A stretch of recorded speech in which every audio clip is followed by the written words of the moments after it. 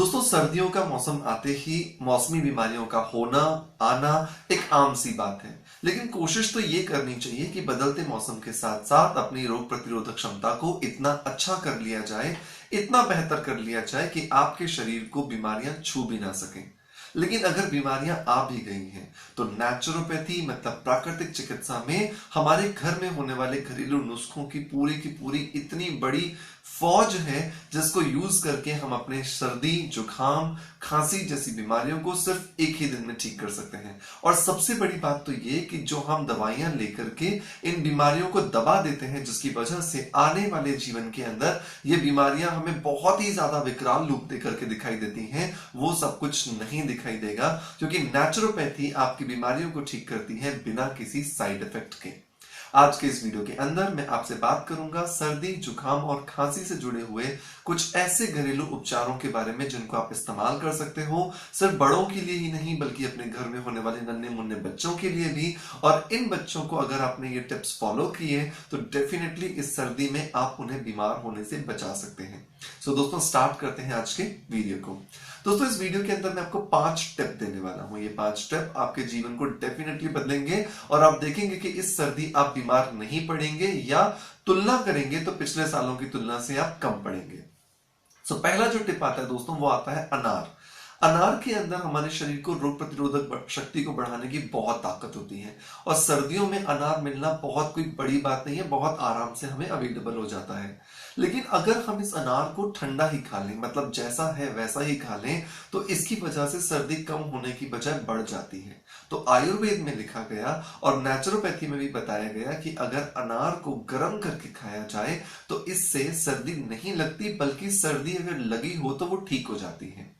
तो इसको करना कैसे है? अगर आप किसी छोटे बच्चे को दे रहे हैं और अनार का जूस आप उसको देना चाहते हैं क्योंकि वो अनार के दानों को नहीं ले पाएगा, तो उस कंडीशन में पहले आप अनार का जूस बना लें और उस अनार के जूस को हल्का सा गुनगुना होने तक गर्म कर लें और इस थोड़े से गुनगुने जूस को आप उसे पिलाएं तो डेफिनेटली आपको फायदा होगा। ये जो नुस्खा है ये बड़े भी कर सकते हैं, इसमें कोई दिक्कत नहीं है। और अगर बच्चा या बुजुर्ग कोई इस लायक है कि वो अनार के दानों को खा सके तो आप पहले अनार को छील कर के उसके दाने निकाल लें और उसके दानों को निकाल करके एक नॉन स्टिक जो पैन होता है उस नॉन स्टिक पैन के अंदर उसे हल्का सा, आप जैसे हम सॉटे करते हैं किसी भी प्याज को या लहसुन को, उस तरह से 2 से 3 मिनट के लिए कर लें और इन दानों का सेवन करें तो ये आपके सर्दी जुकाम और खांसी को छू मंतर कर देंगे। दूसरा जो टिप आता है दोस्तों वो आता है गुड़ और काली मिर्च का। गुड़ बहुत इजीली अवेलेबल है और काली मिर्च का पाउडर भी बहुत आराम से हमें मार्केट में मिल जाता है। तो 100 ग्राम गुड़ ले लें, इस 100 ग्राम गुड़ के अंदर 50 ग्राम काली मिर्च का पाउडर ले लें। इन दोनों को इस तरह से मिला लें कि जो काली मिर्च है वो गुड़ के साथ बहुत अच्छे से मिक्स हो जाए और इसकी बहुत छोटी छोटी गोलियां बना करके रख लें। जब भी आपको लगे कि आपको सर्दी या खांसी या जुकाम जैसा कुछ हुआ है तो एक एक गोली दिन में 3 बार इसकी अपने मुंह में रखें और इसे चूसते रहें। इसे याद रखें, आपको खाना नहीं है, मतलब इसे चबाना नहीं है, इसे आपको चूसना है, जिससे इसका जो लिक्विड जनरेट होगा वो लिक्विड आपके गले से धीरे धीरे उतरेगा और आपके गले की जो खराश है, आपके गले का जो इन्फेक्शन है उसे धीरे धीरे ये ठीक कर लेगा। तीसरा जो उपाय आता है दोस्तों वो आता है अजवाइन का। अजवाइन को हल्का सा भून लें, हल्का सा सेक लें और सेक करने के बाद में आप उसे अपने एक एयरटाइट कंटेनर के अंदर भर के रख लें और रात को सोते समय उस एक अजवाइन के छोटे से चम्मच पर, एक बहुत छोटा सा एक चम्मच ले लें जिसमें 1 से 2 ग्राम अजवाइन आ जाए। नहीं मिलता चम्मच तो 2 से 3 चुटकी आप छोटा सा उठा करके उसकी एक फांकी मार लें और उसके ऊपर गुनगुना पानी पी लें। तो ये भी आपकी सर्दी जुकाम और खांसी में बहुत ज्यादा मदद करता है। नंबर 4 जो टिप आता है दोस्तों वो आता है लहसुन का जो रस है उसे छाती पर लगाने का। लहसुन के अंदर फास्फोरिक एसिड बहुत ज्यादा होता है, इसके अलावा इसमें सेलेनियम भी होता है।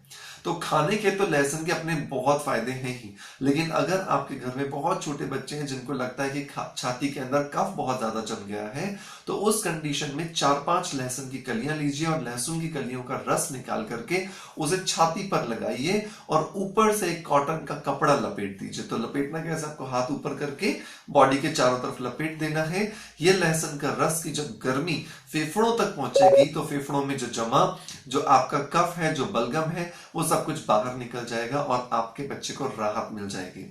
नंबर नेक्स्ट जो आता है दोस्तों, वो आता है आपका एक लास्ट और फाइनल टिप, जिसके अंदर हम यूज करेंगे आपके अजवाइन के साथ में गुड़ को। तो जिस तरह से आपने गुड़ के साथ में काली मिर्च की छोटी छोटी गोलियां बनाई थी, आप उसी तरह से अजवाइन की भी बना सकते हैं, लेकिन ये आपको बच्चों को नहीं देनी है। ये कम से कम 18 प्लस के लोगों को आप दें, क्योंकि जो अजवाइन होती है वो थोड़ी ज्यादा गर्म तासीर की होती है, जिसकी वजह से आपके क्लाइंट की या आपका जो घर में जो मेंबर है उसकी बॉडी के अंदर थोड़ा सा प्रॉब्लम आ सकता है। तो वो ना हो, इसके लिए 18 प्लस के लोगों को दें, और दिन में इसकी सिर्फ 2 ही गोलियां आपको चूसनी है। ये आपको बहुत ज्यादा हेल्प देगा आपको सर्दी जुकाम और खांसी की प्रॉब्लम से छुटकारा पाने के लिए। सो उम्मीद करते हैं दोस्तों आज का ये जो वीडियो था ये आपको पसंद आया होगा। अगर पसंद आया तो एक थम्स अप का बटन दबा करके हमें मोटिवेट जरूर करें। आपके मोटिवेशन से हमें ताकत मिलती है और भी नित नए आपके लिए वीडियोस लेकर के आने की। आपका प्यार हमें इसी तरह से मिलता रहेगा, इसी आशा के साथ आपसे अलविदा लेता आपका knowledge friend doctor Manoj. Thank you so much, bye bye, love you all.